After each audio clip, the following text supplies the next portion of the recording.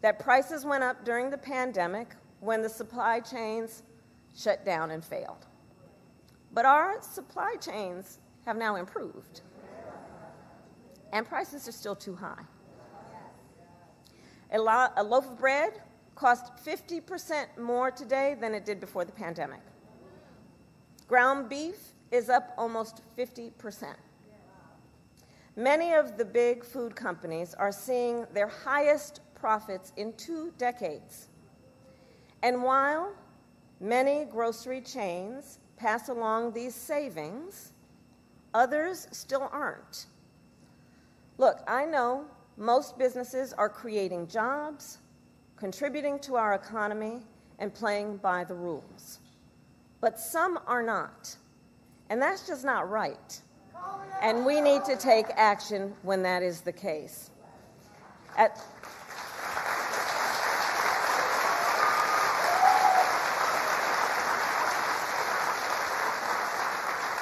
As Attorney General in California, I went after companies that illegally increased prices, including wholesalers that inflated the price of prescription medication, and companies that conspired with competitors to keep prices of electronics high.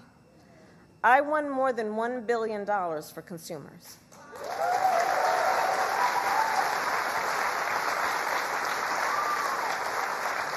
So believe me, as president, I will go after the bad actors.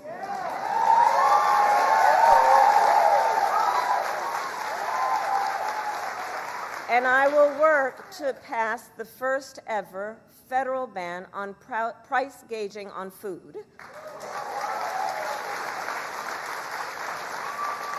My plan will include new penalties, $3,900 a year.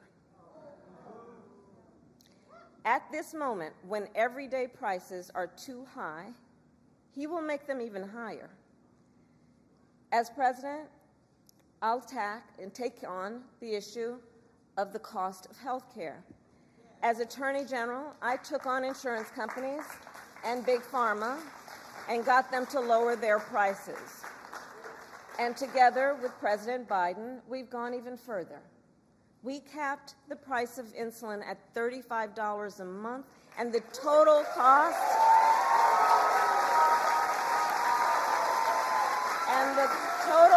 of prescription drugs at $2,000 a year for seniors.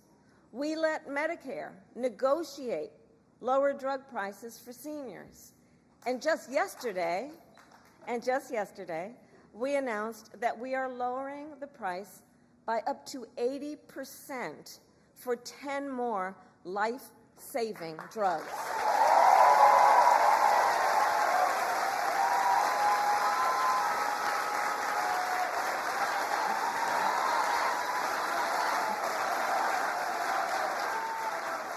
And I pledge to continue this progress. I'll lower the cost of insulin and prescription drugs for everyone with your support, not only our seniors.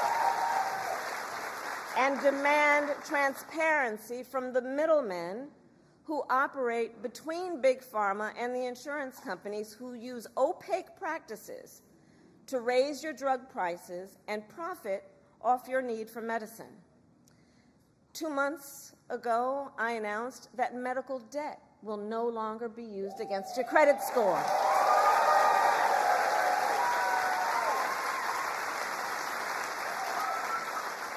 And I will work as president with states like here in North Carolina, Roy Cooper, thank you again, to cancel medical debt for more and more, millions more Americans.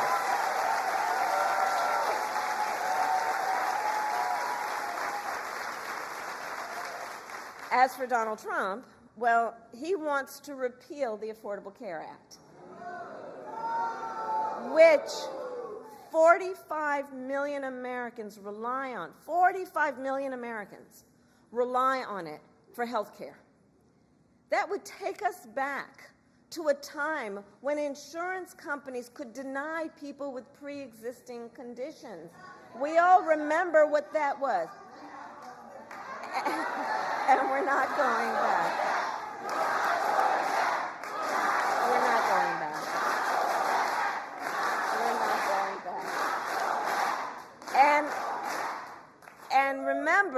and this is why we're not going back, because we do remember, he tried to cut Medicare every year he was president, threatening a program that tens of millions of seniors count on.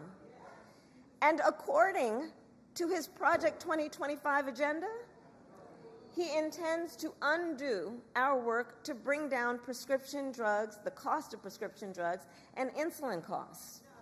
Well, we've come too far to let that happen.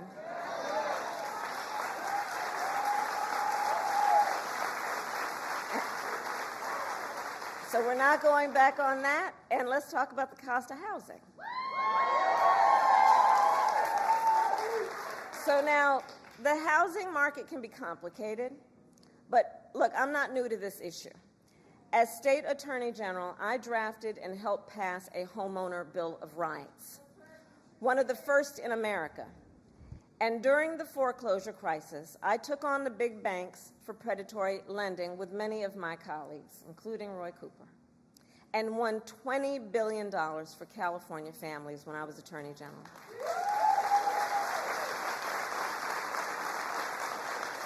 So I know how to fight for people who are being exploited in the housing market. And I know what home ownership means. It's more than a financial transaction. It's so much more than that.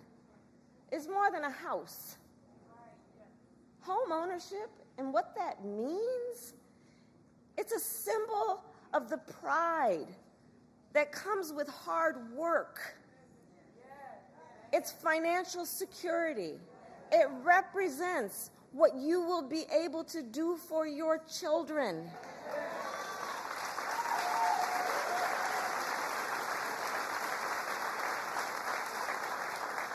And sadly, right now, it is out of reach for far too many American families. There's a serious housing shortage. In many places, it's too difficult to build, and it's driving prices up. As president, I will work in partnership with industry to build the housing we need, both to rent and to buy. We will take down barriers and cut red tape, including at the state and local levels.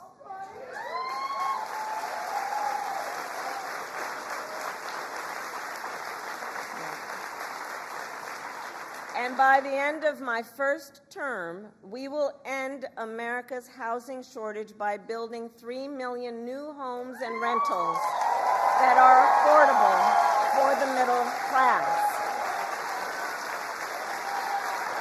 And we will do that together. We will do that together. And we will make sure those homes actually go to working and middle-class Americans, not just investors. Because, you know, some corporate landlords, some of them buy dozens, if not hundreds of houses and apartments. Then they turn them around and rent them out at extremely high prices. And it can make it impossible then for regular people to be able to buy or even rent a home. Some corporate landlords collude with each other to set artificially high rental prices, often using algorithms in price-fixing software to do it. It's anti-competitive, and it drives up costs. I will fight for a law that cracks down on these practices.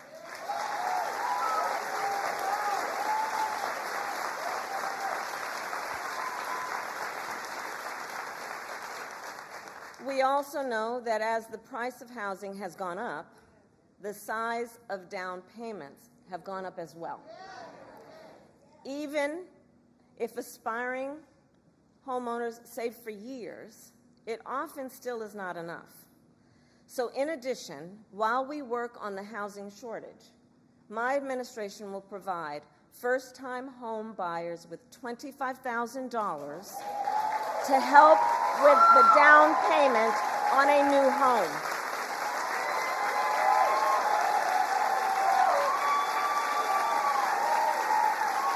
We can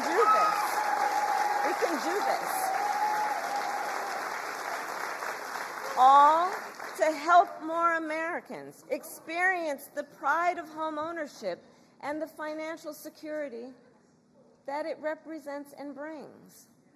So that's my plan. But here's what Donald Trump would do. If his Project 2025 agenda is put into effect, it will add around $1,200 a year to the typical American mortgage. He's got it backward. We should be doing everything we can to make it more affordable to buy a home, not less.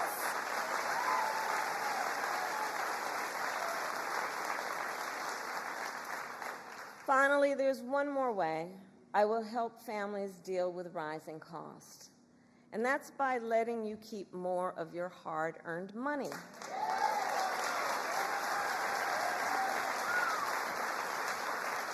Under my plan, more than 100 million Americans will get a tax cut, and we will do this by restoring 2 tax cuts designed to help middle-class and working Americans: the Earned Income Tax Credit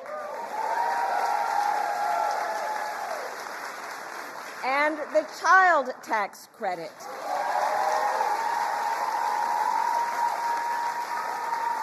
Through which millions of Americans with children got to keep more of their hard-earned income.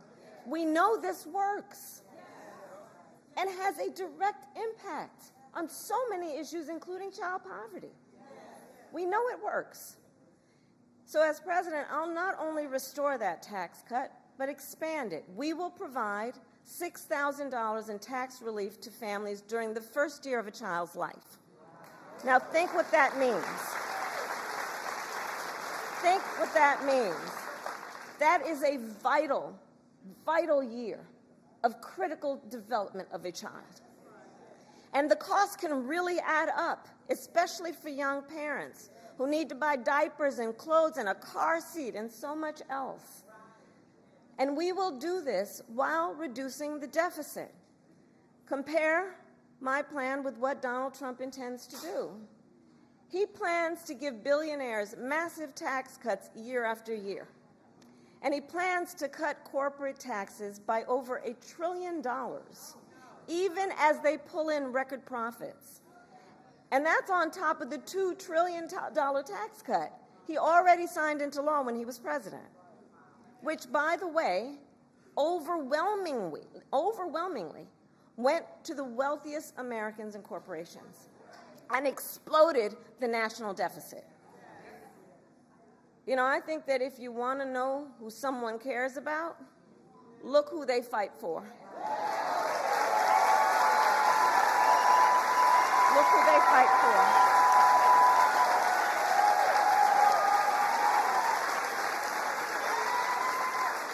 Donald Trump fights for billionaires and large corporations. I will fight to give money back to working and middle-class Americans.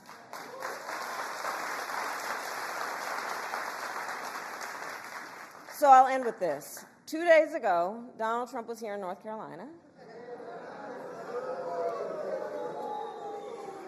He said he was going to talk about the economy. I think you all watched. You know what I'm about to say. But he offered no serious plans to reduce costs for middle-class families. No plan to expand access to housing or health care. And that, actually, I think for most of us, was not surprising. Because we already know his plans. We know the Project 2025 agenda. So there's a choice in this election. Donald Trump's plans to devastate the middle class, punish working people, and make the cost of living go up for millions of Americans. And on the other hand, when I'm elected president, what we will do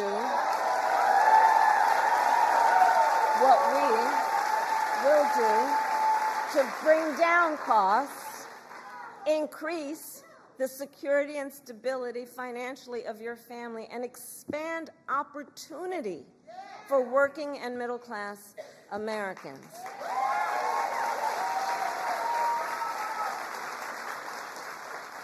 So now is the time to chart a new way forward.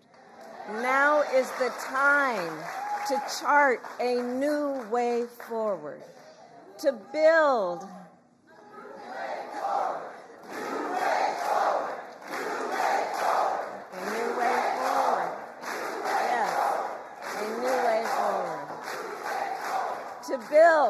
to build an America where everyone's work is rewarded and talents are valued, where we work with labor and business to strengthen the American economy, and where everyone has the opportunity not just to get by, but to get ahead.